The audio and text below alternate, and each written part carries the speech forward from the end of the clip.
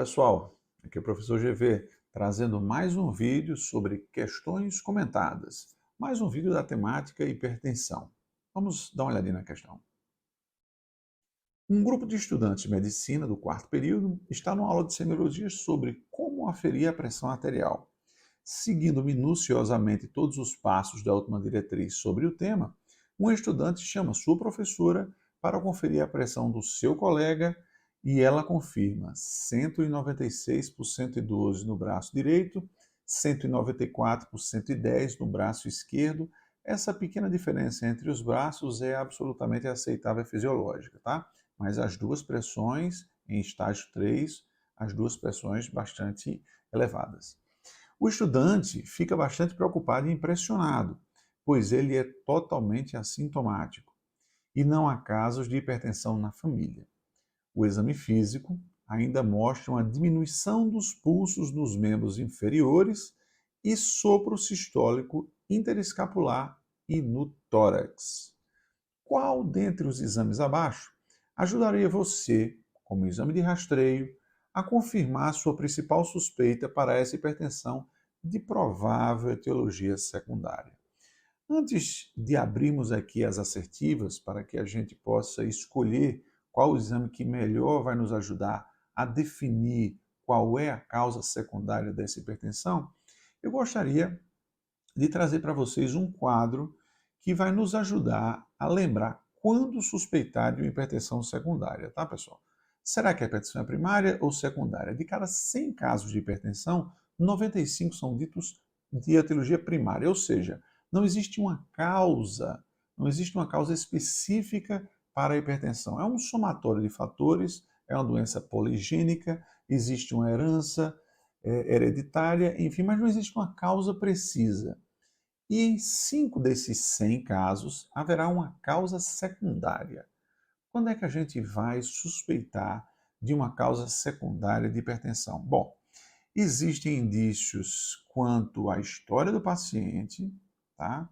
Quanto ao exame físico do paciente e quanto aos exames laboratoriais. Bom, o início da hipertensão, se antes dos 30 ou depois dos 50, 55, ele favorece uma etiologia secundária.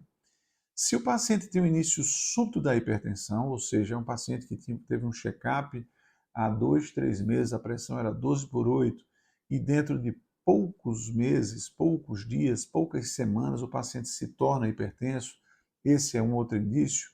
Se o paciente já aparece com a hipertensão, como esse paciente agora apareceu, já em estágio 3, já em hipertensão grave, ou então é um paciente com hipertensão resistente, é um paciente que está fazendo uso de 3 ou mais medicações para hipertensão, dentre eles um diurético, todos em dose máxima, e mesmo assim o paciente está com a pressão acima de 14,9. Se é um paciente que está usando alguns fármacos, como corticoide, como anti-inflamatório, como anticoncepcional. Existem alguns outros indícios quanto ao exame físico. Faces ou biotipo, tá certo? Faces mixedematosa, faces em lua cheia pode sugerir alguma causa endocrinológica, alguma massa ou sopro abdominal, tá certo? Alguns tumores, especialmente da adrenal, alguns sopros, como sopro de estenose da artéria renal, tá certo? Podem induzir você a pensar, sugerir uma etiologia secundária. A assimetria de pulso, pulsos presentes nos membros superiores, ausentes nos membros inferiores, sugere uma etiologia secundária, vamos falar disso daqui a pouquinho. Alterações do laboratório, alterações da creatinina, podem sugerir uma doença parenquimatosa, etiologia renal. Hipocalemia pode sugerir um hiperaldosteronismo primário, ou seja, um adenoma na adrenal produtor de aldosterona. Proteinúria e hematúria também sugerem a presença de uma doença parenquimatosa, uma glomerulonefrite. Enfim, são todos indícios de etiologia secundária. E o nosso caso em tela, né, o que a gente falou, tem vários indícios, né? O paciente tinha 19 anos, ou seja, menos do que 30, é um paciente que já nasce com hipertensão grave, é um paciente que tem assimetria de pulsos. Então, são vários indícios que aquele caso tem que sugerem realmente uma hipertensão secundária. Bom, Alguns lembretes são importantes. Se eu tenho um paciente hipertenso com hipocalemia, devo lembrar da possibilidade de hiperaldosteronismo primário, um adenoma na adrenal que produza aldosterona. Se o paciente tem hipertensão e alterações renais, seja proteinúria, seja hematúria, seja ultrassom que mostra uma sugestão de doença parenquimatosa, pensar em doença parenquimatosa renal. Se o paciente tem hipertensão e alteração dos pulsos, presença de pulsos nos membros superiores, ausência dos membros inferiores, pensar na coarctação da aorta. Vamos falar disso daqui a pouquinho. Se o paciente tem hipertensão e um sopro abdominal em flanco, pensar em estenose da artéria renal. Se o paciente tem hipertensão, paciente obeso, IMC alto, um paciente que ronca, pensar na possibilidade da síndrome da hipopneia ou apneia obstrutiva do sono, muito prevalente em nosso meio, particularmente naqueles que têm hipertensão resistente.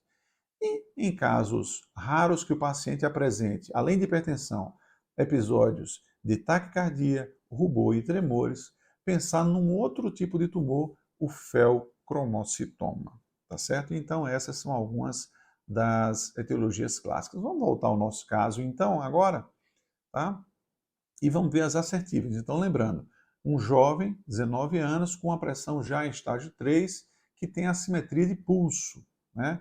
Então é um paciente que provavelmente tem uma coarctação da aorta. Então, o exame a ser solicitado é uma polissonografia? Não. A polissonografia é o exame ideal para a suspeita de apneia obstrutiva do sono. Será que a dosagem de metanefrinas urinárias? Não. Seria o exame ideal na suspeita de um paciente com feocromocitoma. Não é o caso. Doppler das artérias renais? Também não. Só se eu estivesse pensando na possibilidade de estenose da artéria renal, a presença de um sopro abdominal, também não é o caso. Letra E, determinação de aldosterona e de renina.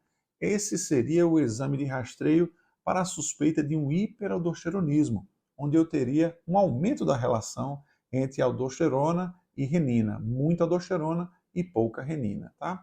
A resposta está aqui. É o ecocardiograma, o exame de rastreio para uma possível coarctação de aorta. Vamos dar uma olhadinha no que é que as nossas últimas diretrizes falam a respeito do tema. Bom, lá nós podemos ler no capítulo que comenta sobre coarctação da aorta, que primeiro, pode realmente ser assintomática na fase adulta, muito importante isso, né? E o paciente tinha 19 anos e não tinha nenhuma queixa, tá?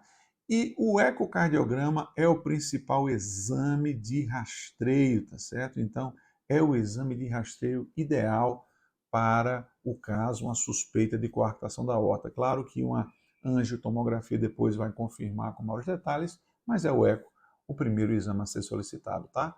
Então, essa é a nossa questão comentada de hoje. Encontro vocês no próximo vídeo.